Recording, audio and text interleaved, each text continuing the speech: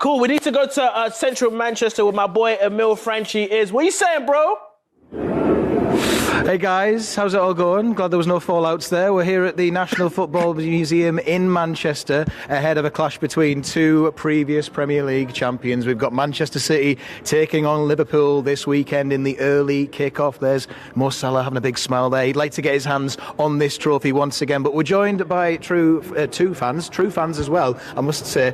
Peter Kenny-Jones from Empire of the Cop. We've also got Emily Brobin from BBC Radio Manchester. Now, this is going to be a big fixture. You want your big players for it. Erling Haaland is a doubt for it, and he's about to score his 50th goal whenever he gets it. Are you confident that he's going to be ready for this big game? Absolutely, yeah. I think he will have a late ankle test, but I'm pretty sure, he will be in the starting lineup. And if he isn't, then we've got Julian Alvarez, who's an absolute quality player. He's been brilliant for us. He scores goals for fun, so what's not to love? We've got options there.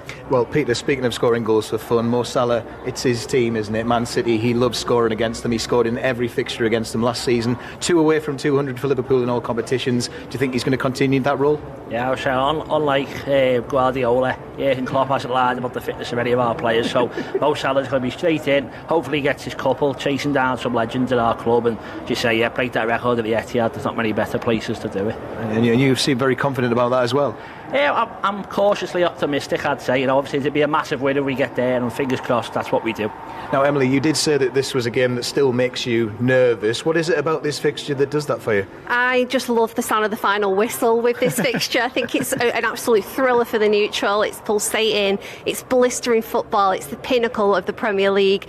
Klopp and Pep, it's guaranteed fireworks on the touchline as well, but these are two teams at the top of the game, and it just makes me nervous because they play the kind of football that we love playing through, but there's always a risk with that, and I think we've seen some classics over the years. I'd go back to the one in 2019 where it was 2-1 with Aguero and Sane scoring.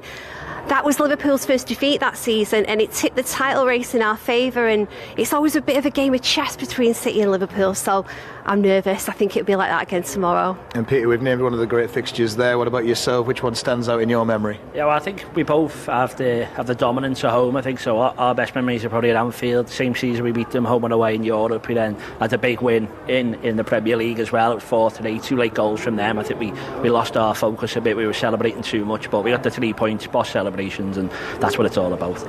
Now, these are two really good Premier League teams, and we've asked both fans to name their combined 11 fairly as they can, combining Manchester City and Liverpool players. So, Emily, I'm going to start with yours. Let's just talk through from the goalkeeper to the forwards. Okay, so it was really tough, I have to admit, between the keepers. Was it?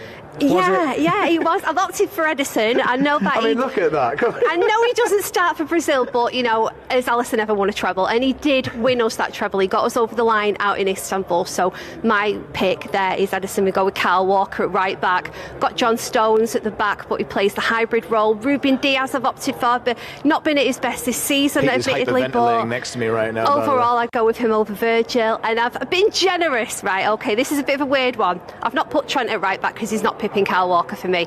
I've put him in at left back for you. So, you can take that. In the middle, I've gone with, obviously, Rodri, it has to be. Then Kevin De Bruyne when he's fit, Bernardo Silva. Absolute terrier, plays wherever he wants, plays everywhere in the front three. Really tough between Grealish and Doku at the moment, but I've gone with Jack for the control that he has on the game, because he ripped Trent apart last season.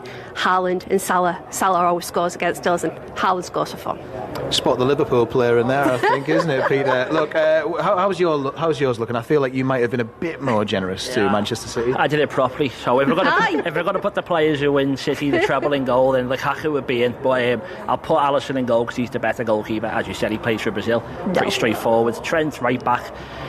Maybe Walker's got a bit more defensively, but you can't not have a team. Well, Trenton, you did put him left back, so that's fine, but Trent has to play there. Van Dijk, best defender in the league, back to his absolute best.